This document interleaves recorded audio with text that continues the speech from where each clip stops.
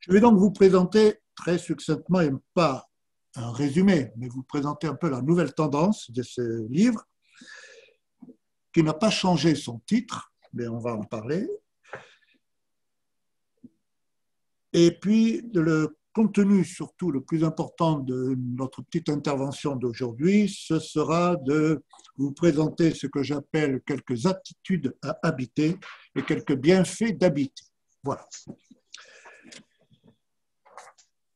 Par rapport à ce livre, L'habitant habité, j'ai maintenu ce titre parce que ce titre avait un petit côté énigmatique et qui est important dans la démarche que nous essayons de traduire et de développer.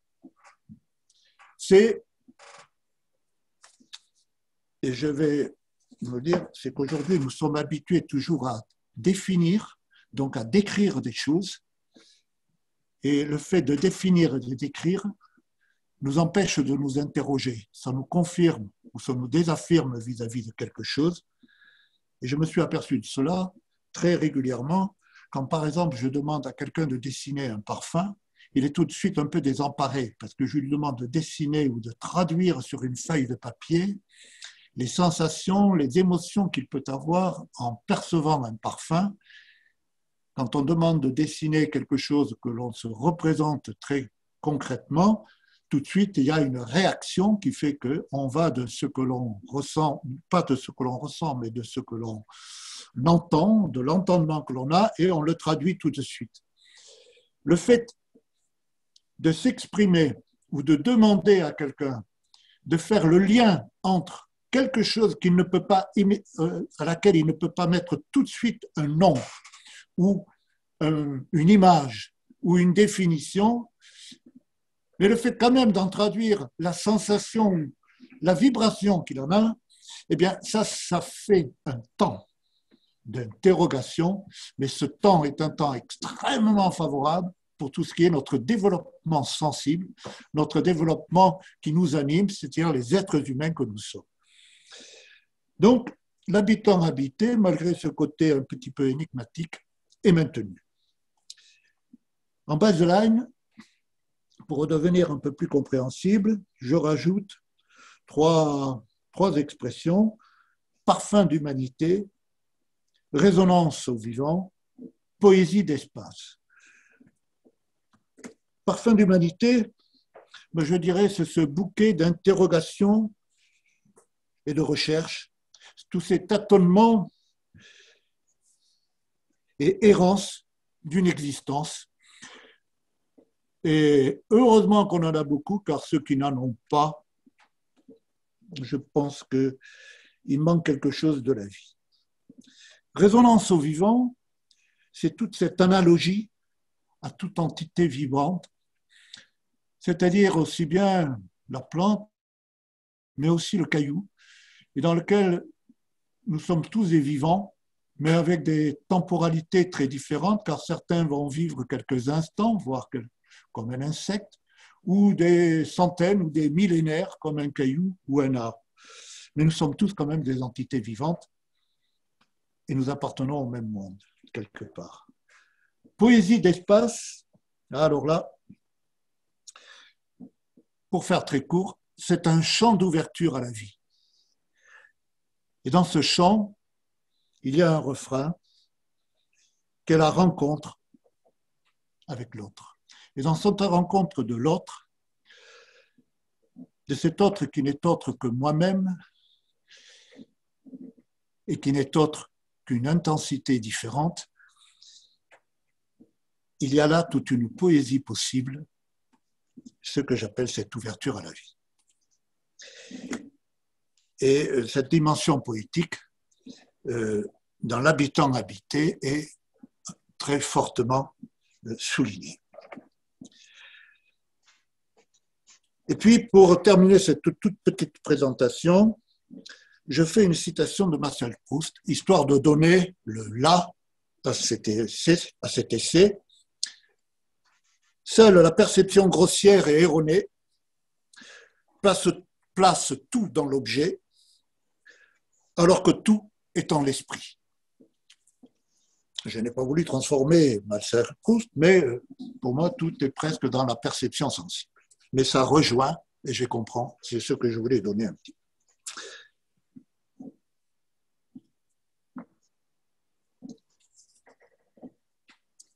Donc, je vais vous, pour ceux qui avaient lu un petit peu la première mouture, qui faisait 9 chapitres, là, je l'ai résumé à 4, avec un premier chapitre qui reste une invitation à habiter, et dans lequel toujours je mets une dialectique, d'un moment perçu à une aptitude d'habiter,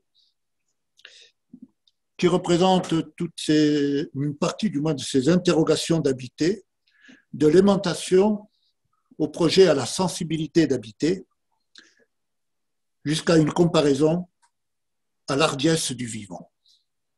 Et je introduis là, évidemment, dans cette invitation à habiter, une prise en compte et une considération vis-à-vis du vivant.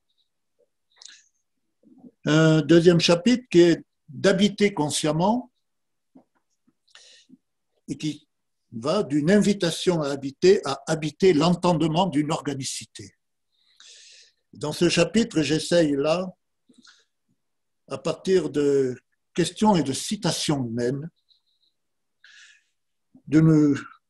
d'aborder cet entendement d'une organicité pour donner quelques fondamentaux de l'organicité. Sans que ce soit un cours, je le donne à travers des exemples, des expériences de ce qui peut être une rencontre avec l'organicité, etc. Puis vient cet avant-dernier chapitre qui est habiter plus intensément et qui là part toujours de cet entendement d'organicité à habiter poétiquement la terre.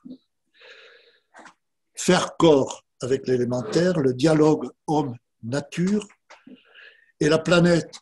Cette planète qui pourrait être la planète du paradis, si nous avions des comportements différents, nous amène à habiter l'espace, cette primauté de ressenti qui nous fait passer de la caverne à la spaciosité d'habiter. Duo d'organicité et de poésie, luciole d'humanité.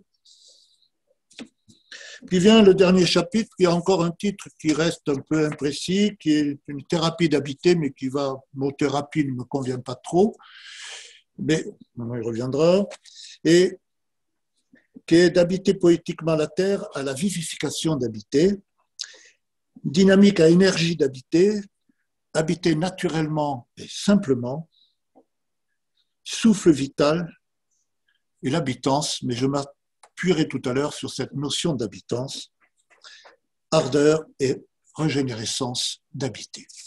Autrement dit, dans cet essai, je m'interroge si le fait d'habiter plus consciemment et plus intensément ne pourrait pas nous aider à devenir non seulement des entités vivantes plus en résonance avec le monde du vivant, cet océan du vivant, et s'il n'est pas peut-être pas là, quelque chose d'un peu rédempteur vis-à-vis de la crise civilisationnelle que nous traversons. Voilà donc rapidement pour faire un petit peu cette présentation de cet essai qui, je le répète, est fondé sur l'exercice d'une cinquantaine d'années d'une pratique d'architecture, d'essayer de faire une architecture organique, ce que beaucoup de gens ont fait dans les temps anciens avec une architecture à chaque fois authentique et qu'aujourd'hui nous avons, malgré tous nos moyens, quelques difficultés à réaliser. Mais j'arrête le phénomène de l'architecture. Est-ce que c'est encore quelque chose qui va perdurer dans cette civilisation? Je n'en sais rien. Revenons à notre sujet, à ce sujet d'habiter, pour peut-être comprendre qu'il y a là un comportement, car le problème d'habiter, ça concerne tout le monde. Ça nous concerne à tout moment et à tout instant on habite. On habite sous un arbre, on n'habite pas que dans une maison, on habite de différentes façons. Et c'est donc une attitude qui peut nous ramener toujours à des pourquoi, à des raisons d'être, à développer plus profondément des questions et à se mettre plus en rapport avec ce qui pourrait être notre animation ou être un être humain. Car de plus en plus, cette question risque de se poser pour nous, au point qu'on pourrait s'interroger si nous allons, ou l'humanité pourrait continuer. Point d'interrogation. Restons sur les aptitudes à habiter dans un premier temps. Donc, dans cette première petite intervention pour aujourd'hui, il y en a deux, il y a les bienfaits d'habiter et l'attitude d'habiter. Dans cette attitude d'habiter, je me propose de parler un petit peu de l'aimantation d'habiter, des réveils sensoriels, percevoir l'espace, et puis peut-être si on a 3 minutes, là, cette analogie est hardiesse au vivant. Dans l'alimentation habitée, il y a d'abord ce désir, cette attention, cet approfondissement.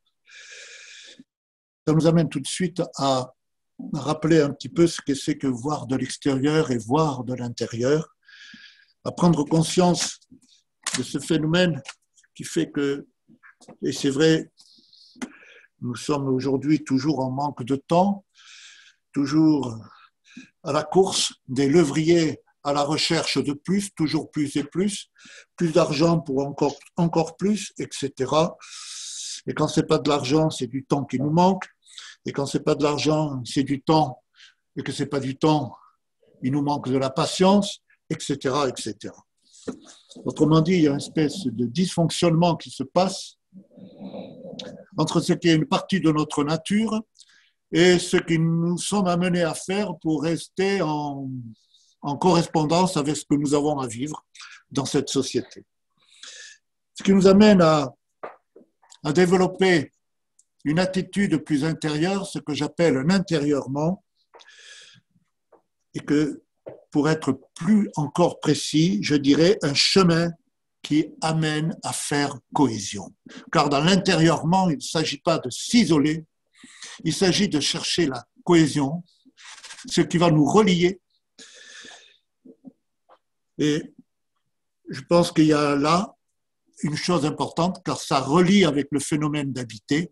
Car habiter, ce n'est pas se faire simplement plaisir, ce n'est pas simplement rentrer dans un confort, c'est aussi retraduire cette harmonie, cette organicité, dont on parlera de mots tout à l'heure, qui fait qu'il n'y a rien de plus qui ressemble au vivant que le vivant. Réveils sensoriels sont une aide à l'approfondissement d'habiter. Est-ce que vraiment nous percevons?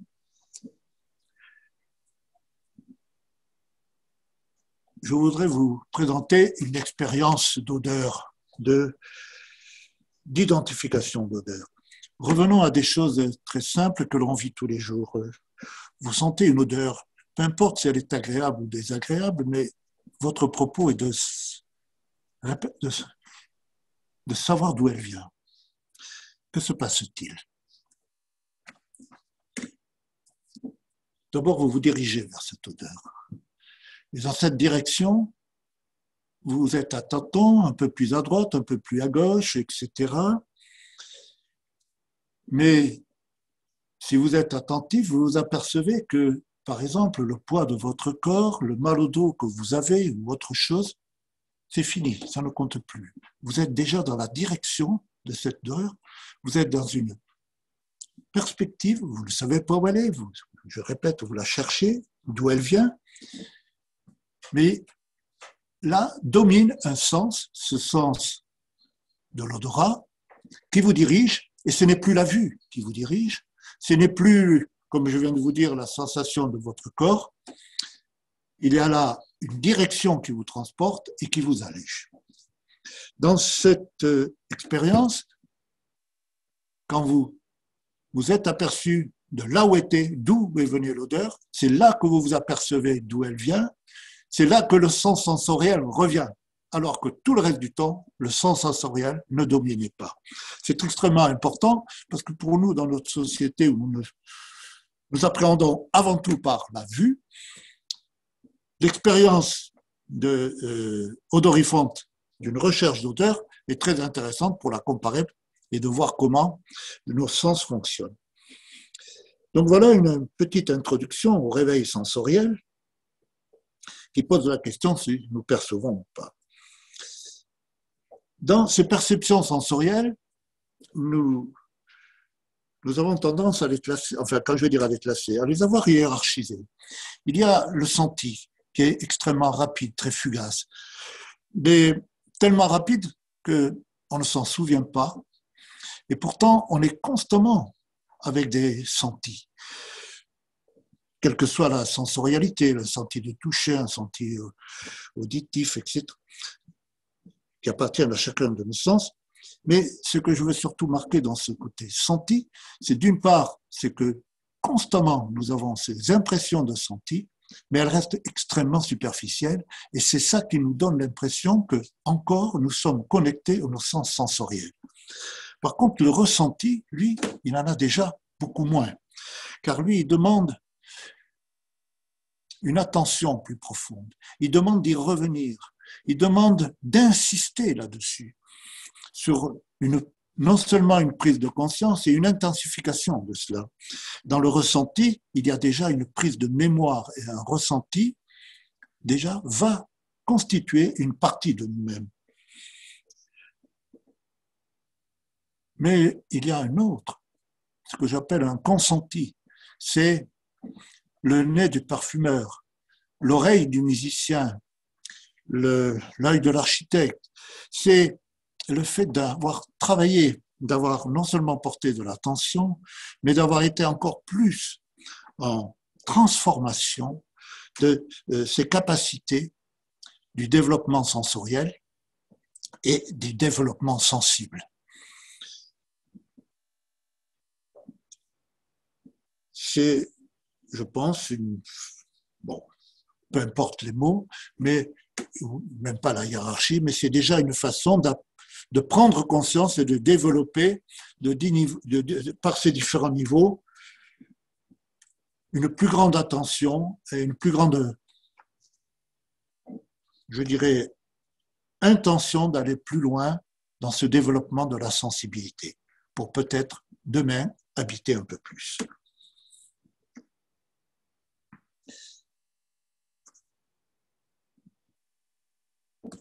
Je voudrais vous faire passer une autre expérience, qui est une petite expérience pareille, qui va nous amener un peu plus loin, toujours avec une perception sensible, et qui ne fait pas appel à la dominante visuelle à laquelle nous faisons constamment obédience, et qui était une perception sonore. C'était au mois de juin, il y a quelques années, nous étions en Grèce, dans ces eaux, en train de nous baigner dans l'eau du sud. Et Sandra, qui est un poisson dans l'eau, alors que nous nous baignons, nous invite à aller dans une petite grotte marine. Dans cette grotte, le côté poisson de Sandra fait que, bien évidemment, pour y rentrer, elle fait un sous l'eau, histoire de ne pas trop s'écorcher au rocher, et lui faisant confiance, nous la suivons. Quand nous retrouvons de l'autre côté, quelle surprise, non seulement une tiédeur différente par rapport au soleil et à la chaleur côté extérieur, mais aussi, grande surprise, un silence, malgré le clapotis de l'eau sur les parois, un grand silence qui n'avait rien à voir avec le silence ou les bruits qu'il y avait de l'autre côté. Et c'est ce silence qui devient une surprise. Une surprise telle, nous étions 4 ou 5, que personne d'entre nous ne parle, nous nous taisons. Nous suivons Sandra pour aller se positionner sur quelques mètres carrés d'un bordure de la grotte. Et toujours dans ce silence, à un moment donné, un dit, mais c'est merveilleux. Et là, un écho important se refait. Tel écho qui nous surprend qu'un autre reprend une autre expression, un autre écho revient.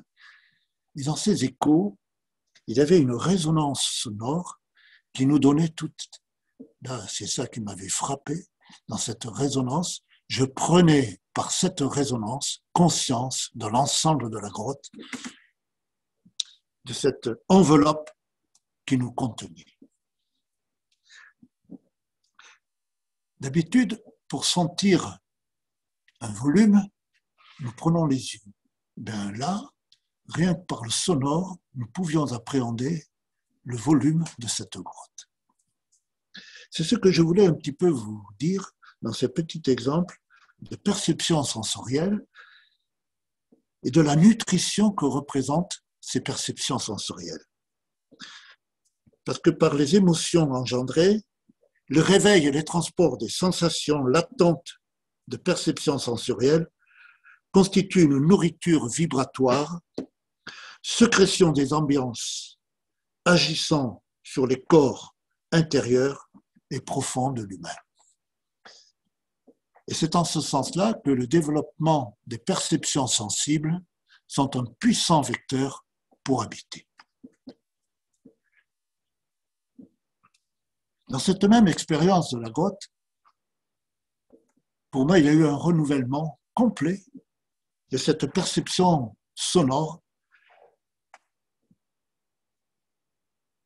Et la mémoire que j'ai de ce moment-là, c'était un allègement.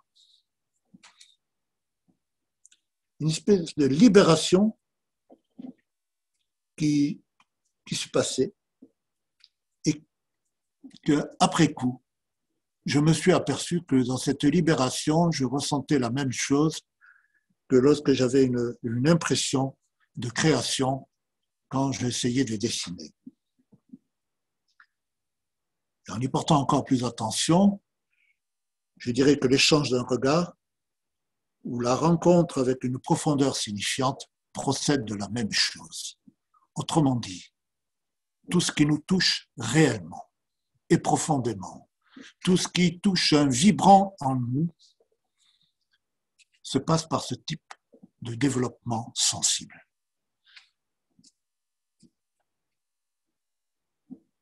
Alors, restons-nous au senti, ou allons-nous au ressenti plus profond, ou à des consentis? J'arrêterai là l'interrogation et la plaisanterie ou l'amusement.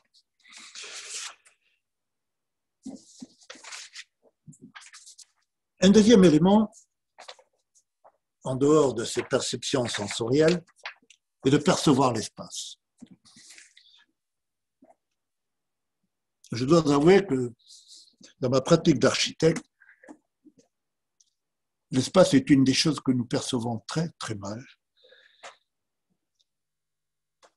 Ça me rappelle beaucoup de difficultés avec beaucoup de clients.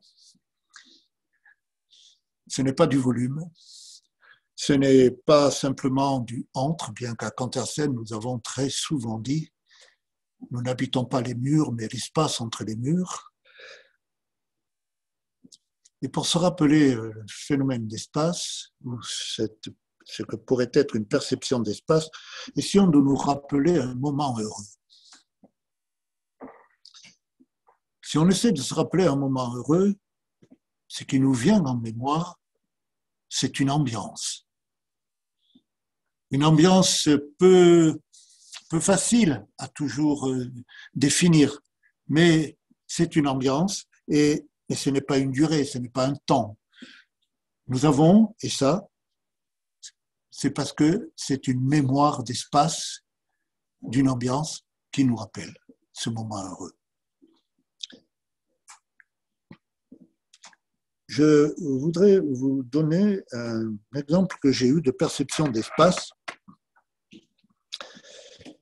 C'était un matin, je me lève souvent le matin, assez tôt, avant que le jour ne se lève, soit pour écrire ou préparer des formations. Et un matin, que j'étais dans mon petit bureau à côté du séjour, ce séjour étant constitué de plusieurs toits qui s'entrecoupent et qui laissent passer la lumière. Et à un moment donné, au lever du jour, avec des différents rayons de soleil, il y a eu une tombée de lumière qui léchait les murs, qui tombait sur différentes étagères, sur les matériaux de bois, de terre.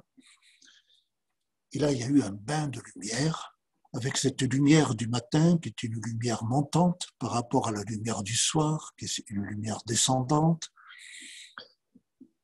Et là, j'ai eu une vraie sensation d'espace, une sensation d'expansion. Le séjour a paru être encore plus grand que ce qui ne me paraissait d'habitude, une dilatation, car un des pouvoirs de l'espace est ce phénomène d'expansion et de dilatation.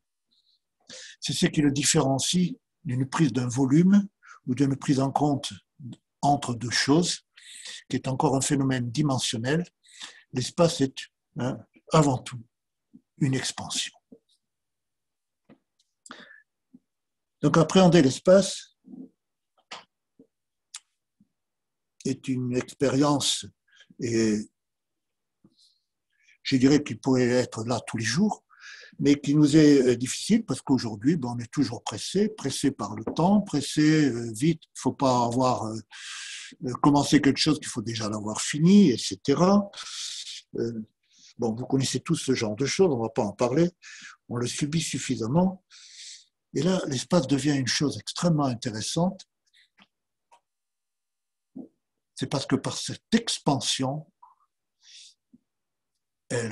non pas qu'elle contrarie, mais elle rééquilibre la compression que nous avons suite à ces manques de temps, à ces manques je dirais, de pouvoir. Et on commence à s'en apercevoir aujourd'hui, le fait de ne pas pouvoir se rencontrer, le fait de ne pas pouvoir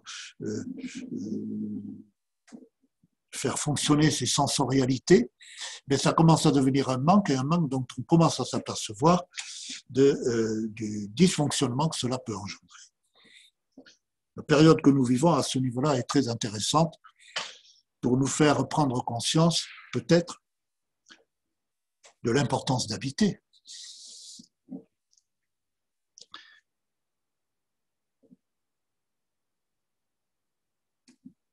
Tout ça pour vous dire en quelques mots, puisqu'on me fait signe que l'heure tourne, que l'espace est un puissant activateur, vivifiant, de présence à soi. Car je ne peux percevoir l'espace que si moi-même je suis présent à moi-même. Je ne peux que vous inviter à venir faire des expériences d'espace à Cantersel pour concrétiser ce genre de choses. Bon, mais passons à autre chose. Il est donc un phénomène d'amplification. Il est aussi un élément qui va dans un élan vital, ce qui fait que nous ne pouvons l'appréhender souvent que par un mouvement.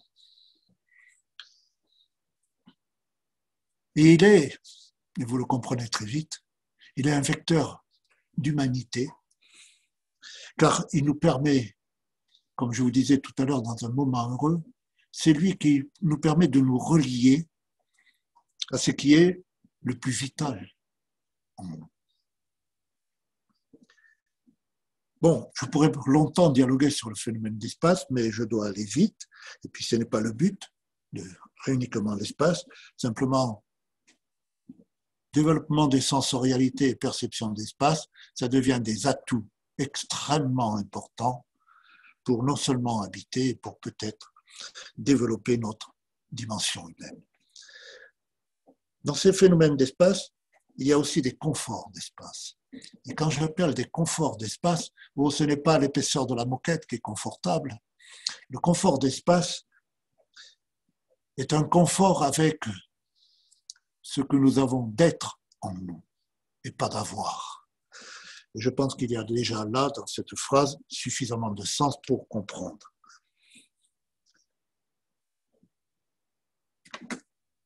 Je ne sais pas, il me reste combien de temps là, à peu près? 20 minutes. 20 minutes. Bon, je voulais vous donner un exemple, mais je crois qu'il vaut mieux que je le passe. Je vous ai dit un certain nombre d'éléments sur les conforts d'espace. Je vais vous dire 2-3 mots. Pour nous, il y a des conforts d'osmose. Vous vous imaginez dans la forêt, par exemple, une forêt avec des beaux arbres bien droits, bon, un petit peu quand même pénétrable, pas une forêt impénétrable. Eh bien là, il y a une osmose qui vous appelle, vous invite à pénétrer dans la forêt. Vous avez d'autres conforts, on a des points de bien-être qui sont des points de bien-être situationnels, dans lesquels là, nous avons un certain nombre d'éléments qui font que l'on va être avec des éléments que nous pouvons avoir d'ancrage en nous, c'est-à-dire qui vont nous sécuriser, avec des éléments qui vont nous ouvrir, c'est-à-dire entre de la fermeture et de l'ouverture, et toute la gradation qu'il va y avoir entre ce qui est le phénomène de se fermer et le phénomène de s'ouvrir, qui va faire que ce que nous appelons des séquences de l'espace, on va pouvoir faire de la cuisine, comme on cuisine un plat avec des ingrédients, et on rajoute un peu de farine ou un peu de lait, et on a des pâtes différentes, que la cuisson va se transformer en un plat digestible.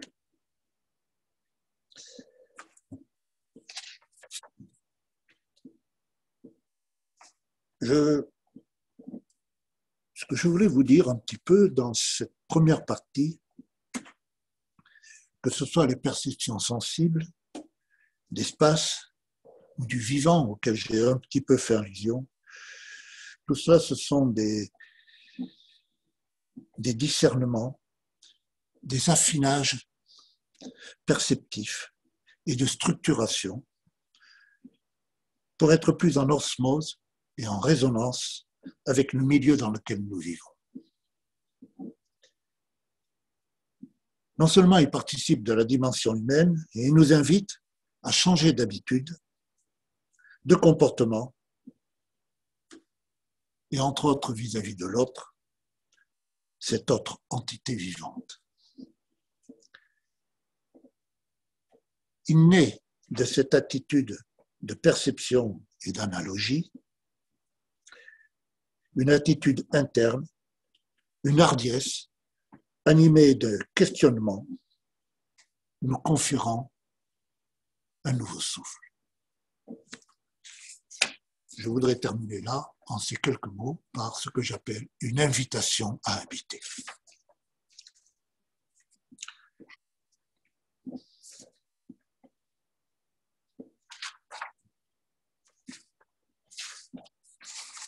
Passons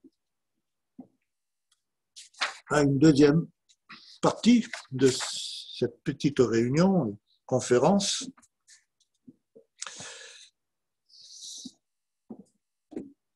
qui est, que je vous propose, quelques bienfaits d'habiter.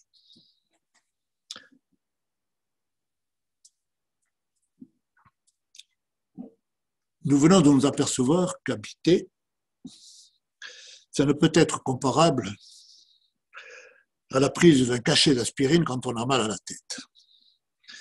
Non seulement ça demande une autre implication, ça demande, comme je viens d'essayer de le traduire, une prise en profondeur et une intériorisation. Et donc, ça me demande à changer d'habitude. Et il y a aussi dans cet acte-là quelques bienfaits. Je voudrais simplement nommer quelques amplifications de présence.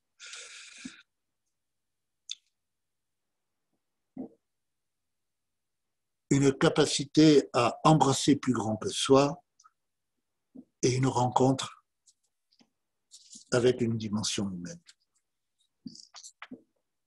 Dans ce côté de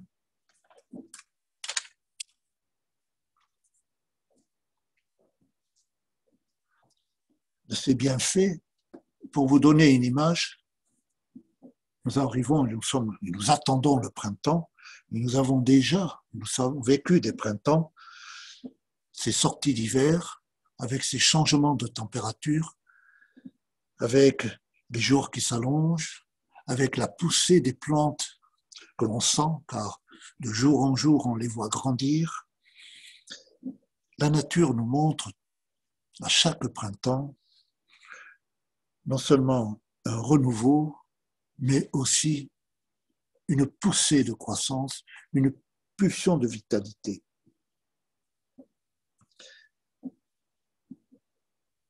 Et je ne peux pas faire autrement que de me dire, mais en fait, est-ce que habiter n'est pas un printemps dans notre quotidienneté?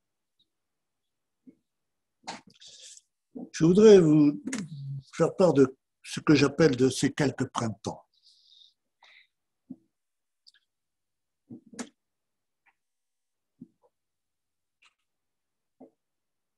Par exemple, un ressenti terre-espace, de ce qu'il y a de terre, de la densité, de la stabilisation que représente la Terre, de l'espace, de l'ouverture et de l'expansion que peut représenter l'espace. Il y a dans cette relation terre-espace que nous pouvons ressentir, par exemple, lors de grands paysages. Je ne vous ai pas parlé tout à l'heure de ces paysages panoramiques dans lesquels on est accroché à des accidents de rochers ou de terre, et où on découvre de grands panoramas. Souvent, dans ces lieux-là, il y a une table d'orientation qui nous permet de balayer plusieurs dizaines et centaines de kilomètres à la ronde des grands horizons, et en même temps, nous sommes là accrochés à un rocher, à des éléments. Là, on ressent un élément de terre très fort face à une très très grande ouverture, de très très grands horizons. Nous avons là un rapport terre-espace extrêmement fort. Nous avons aussi un rapport contenant-contenu. Par exemple, dans le Feng Shui, c'était une phrase qui m'a fait beaucoup réfléchir pendant quelque temps, où la Terre prenait la forme du ciel, ou du moins, suivant le ciel, la Terre était différente. Cela partit de ce principe que la Terre est un contenu par rapport au ciel qui est un contenant, et vous le savez, la plupart des fois, quand vous mettez de l'eau dans une carafe, elle prend bien la forme de la carafe ou de la bouteille dans laquelle vous la mettez. Et dans ce rapport contenant-contenu, il y a toujours ce phénomène d'adaptation du contenu au contenant.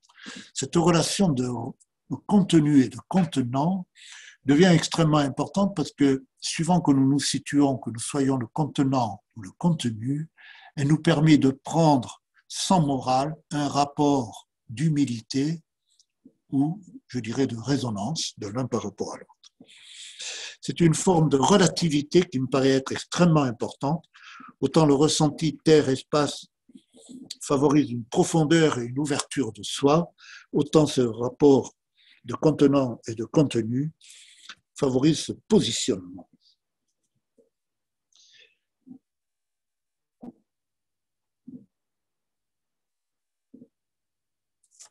Un autre élément de sensation qui aussi est un des bienfaits de ce sentiment d'habiter est cette sensation de poids et d'allègement. Nous avons tous connu des après-midi d'été très chaudes, lourdes, qui finissent d'ailleurs par un orage, et dans lesquelles nous sentons toute cette lourdeur, toute cette humidité. Et puis quand viennent les premières gouttes de l'orage, eh bien là, il y a une légèreté qui commence à se faire. Il y a des senteurs de la terre qui commencent à passer, la température baisse un peu, il y a là, on se sent mieux, on respire mieux, il y a un allègement. Dans cette relation de poids et d'allègement, il y a un effet de libération qui se passe. Ce que je veux traduire, c'est que tous ces renouveaux émotionnels, qui soit cette ouverture de soi, qui soit cette relativité, comme dans le contenant contenu, ou qui soit cet allègement, il participe d'un soulèvement d'un voile de liberté, esquisse d'une spiritualité, nous reliant à une énergie en résonance au vivant, à une permanence au-delà de soi. C'est-à-dire, cela nous met une autre dimension, une autre infinité, et je pourrais dire qu'à ce niveau-là, on pourrait appréhender que l'éternité ne serait pas de trop. Et dans cette phrase, l'éternité ne serait pas de trop, ça peut nous donner de la patience. Autrement dit, qu'est-ce que j'essaie de vous dire? Ce n'est pas de la morale qu'il y a, mais avoir de la patience, avoir de la profondeur.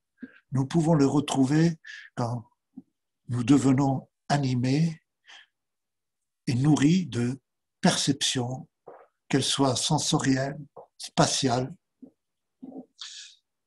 et que ces nourritures-là nous vitalisent. Et elles nous vitalisent parce qu'elles mettent en résonance ce qui est le plus profond en nous, l'humain, capable d'être animé. Voilà un peu ce que je voulais un peu traduire. Et pour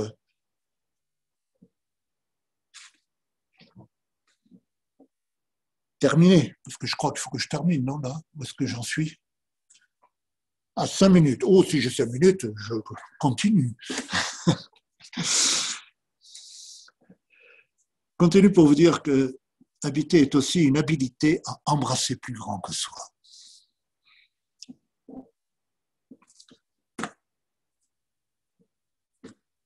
Robert est un musicien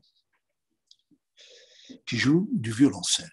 Et il jouissait d'ailleurs d'une certaine réputation dans le monde du violoncelle. Et Robert m'a posé non pas des questions, mais ça m'a interrogé. Il se plaignait, alors il appelait son violoncelle le biniou, il se plaignait de cet instrument en disant « Oh là là, il est encombrant ».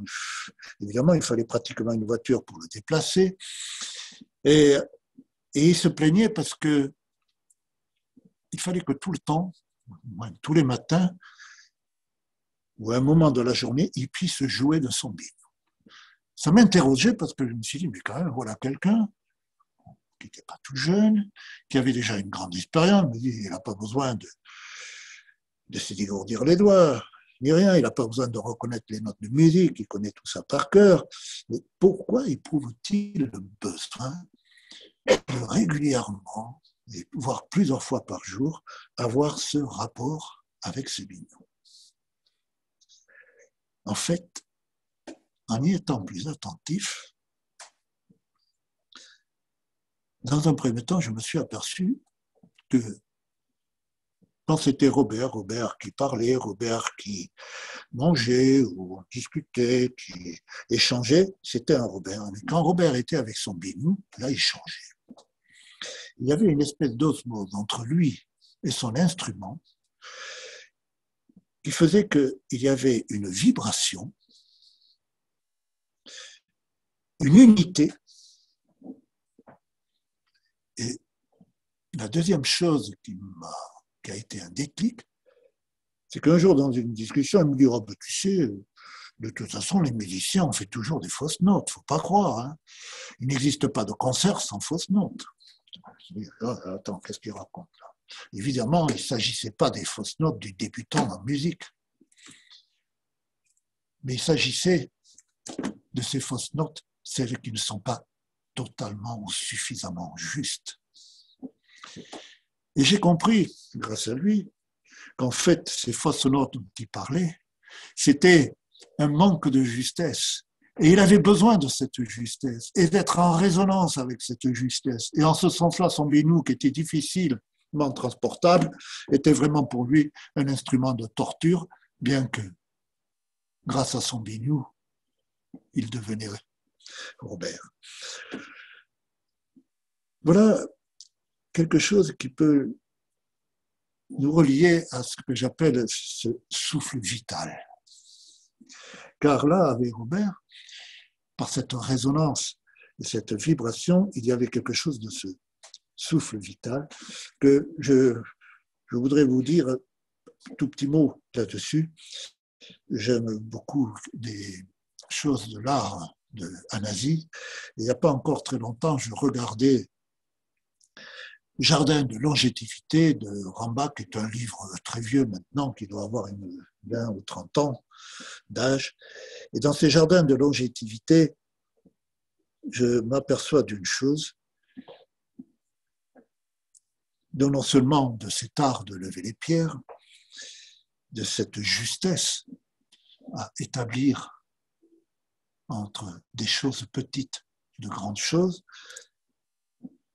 et de cette notion de longévité, dans laquelle la longévité, ce ne serait pas un nombre d'années, mais cette capacité à entretenir un état de jeunesse. J'ai trouvé ça extrêmement intéressant. Ça m'amène au jardin japonais. Si vous réfléchissez à un jardin japonais, il nous paraît très grand alors qu'il est tout petit. C'est souvent quelques mètres carrés. Et dans ces minuscules choses, nous avons des immensités. Ce rapport me ramène à ce phénomène d'espace qui n'est plus un phénomène dimensionnel, et de là qui peut me permettre d'expliquer pourquoi cette expansion d'espace. Autrement dit, ces attitudes à habiter et ces bienfaits d'habiter, puisque j'appelle ça un bienfait, cette capacité à embrasser plus grand que soi, m'amène à une notion de l'habitance. Alors, pour vous parler un peu de l'habitance, c'est un vieux mot français. Ce n'est pas un mot de création comme Cantercel, mais c'est un vieux mot que l'on a oublié. Parce que quand on rajoute, par exemple, à soutenir, soutenance, à maintenir, maintenance, c'est-à-dire ce suffixe ans, on peut dire habiter, habitance. Il y a porter, portance, etc. Et c'est là le fait que ce vieux mot français est disparu par rapport à habiter, non seulement m'interroge sur le fait, est-ce qu'on habite? Et peut-être de l'intérêt dans ces moments où on commence à s'interroger sur les bienfaits d'une civilisation qui commence à dérailler, si habiter ne pourrait pas nous aider. Aptitude à habiter, bienfait d'habiter, constituent donc des ingrédients d'une habitance à habiter, chemin à parcourir à plusieurs. Nous enrichissons des différences. Ces richesses de diversité sont comparables à une globalité généreuse de la nature.